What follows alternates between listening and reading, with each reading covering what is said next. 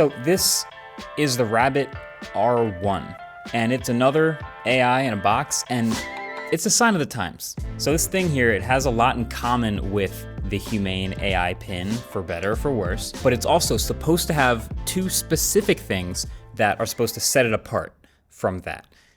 It's supposed to, anyway. And we have to talk about it. So, stop me if this sounds familiar at any point, but check this out. This is a virtual assistant in a box, but it's a different box. This one is not wearable. It's a thing you have to carry around with you in your pocket like a smartphone. I'd say it's about the size of a stack of Post-its maybe, but it's this lightweight plastic cube designed by Teenage Engineering. And boy, do people love some Teenage Engineering right now. And it's super, I mean, you can tell exactly what it is from a mile away. This thing is very recognizable. The thing has one button on the right side. That's the one you press and hold to ask it questions. And then instead of a projector, it actually does have a built-in screen here. And instead of built-in cellular, it has a SIM card tray right alongside that USB Type-C port for charging. I'd say it does seem to send basically every single request to the cloud, but I will say it does feel significantly quicker to answer questions than the Humane AI pin. Now, that is a very, very low bar to clear, but it's consistent. It's consistently quicker. How far away is the moon? The average distance between Earth and the moon is approximately 384,400 kilometers. You can connect headphones via Bluetooth or turn the built-in speaker all the way up like I have, but it also shows you the text of your answer on the screen right underneath this bouncing rabbit and the time and the battery. Matter of fact, it basically always shows this bouncing rabbit all the time. It's how you know it's awake. You hit that button once to put it to sleep, or it would do that automatically after a few seconds.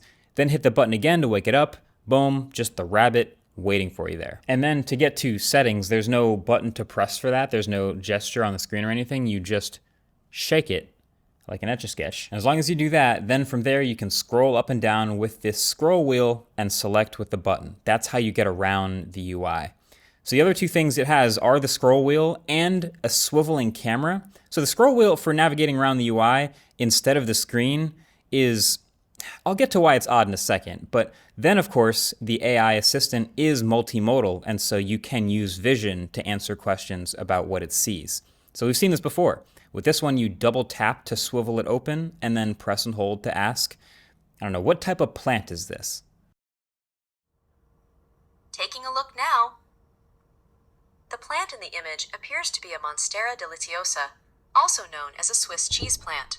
This is a type of tropical, climbing evergreen plant native to southern Mexico and parts of Central America. The large, glossy green leaves with distinctive... As a reviewer testing this thing, I just feel like that DJ Khaled clip after a while where I'm just pointing at stuff like, okay, what is this? And what is this? And what is this? Those are pickled banana peppers. And what is this? Berries and seeds. And perhaps what is this? Water. But I've just pointed it at my computer screen with a really long email on it and asked it for a summary, and it just reads it instantly and gives me a summary of it. It's done that with articles too. I think that's pretty cool. But yeah, it's an AI in a box. It's best at just answering questions. So yeah, this thing is also bad at a lot of stuff, and this list is gonna sound pretty familiar. Somehow the battery life is just as bad as the Humane pin. It has 1,000 milliamp hour battery inside, and it's brutally bad. Like, it's already bad enough when you're carrying around a whole nother device alongside your smartphone, but when this one can sit in front of you doing nothing and the battery just visibly is draining and dies in like 4 hours, then you have to charge it multiple times per day, and it's still dead when you wake up in the morning. Like, it's just exhausting. Also, it took 45 minutes to charge this tiny battery from 0 to 100. And it's also just straight up missing a ton of what I would consider just basic features. Like, it can't set alarms, can't set timers, it can't record videos, can't record photos, can't send emails, there's no calendar built in. There's just a lot of things that I would want an assistant to do, not here. And of course, being an AI assistant, it also does still hallucinate and confidently answer questions wrong. Like, my baseline of asking a question that I know the answer to and then getting the wrong answer happens all the time.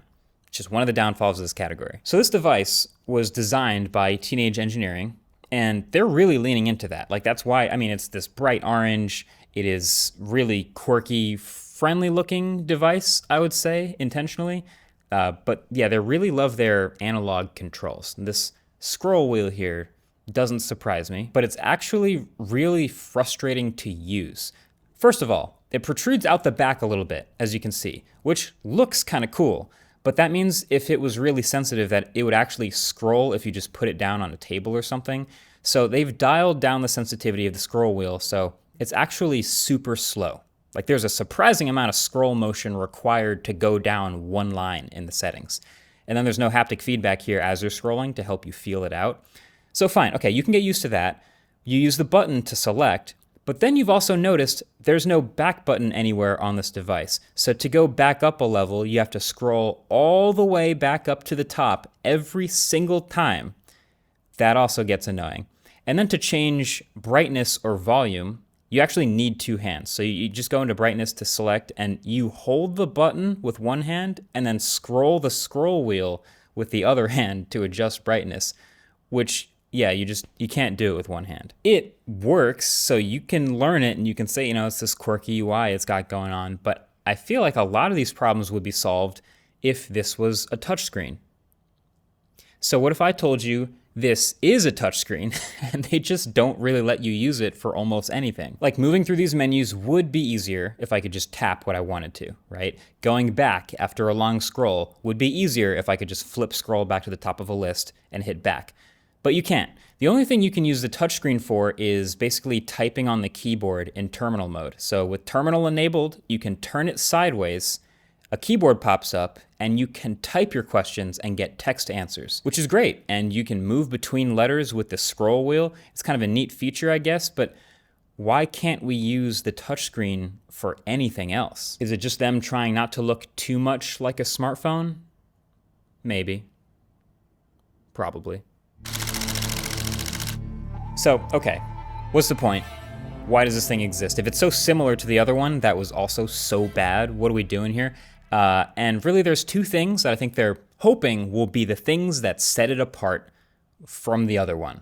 That should, in the words of their co-founder, Jesse. But I don't think MKBHD will say this is the worst device he ever reviewed so far. Which, low bar, but okay.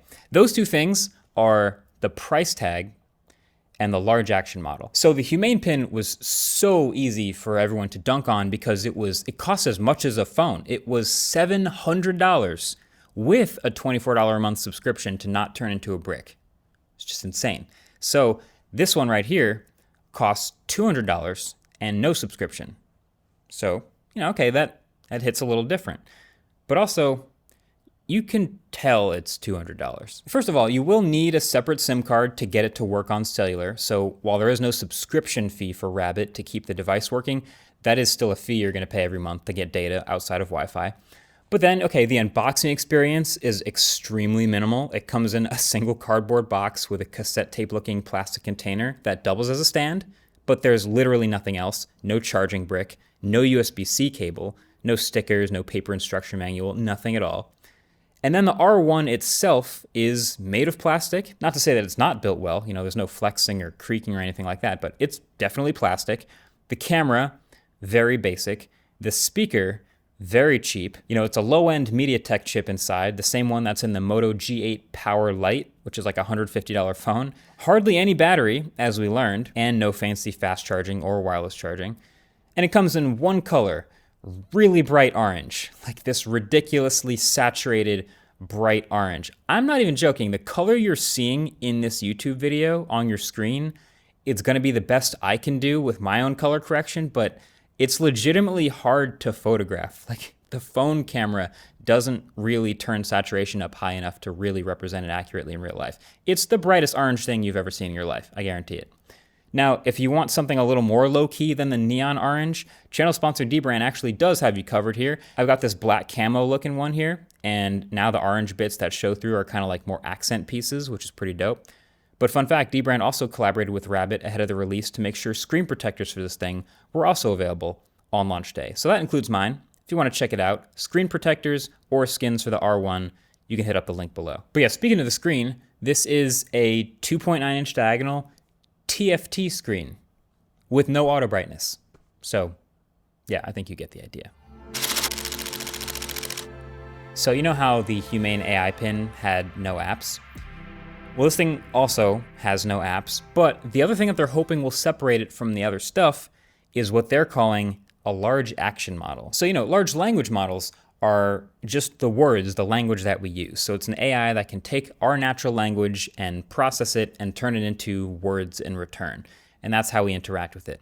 So a large action model is supposed to take our words and then process it and turn it into actions.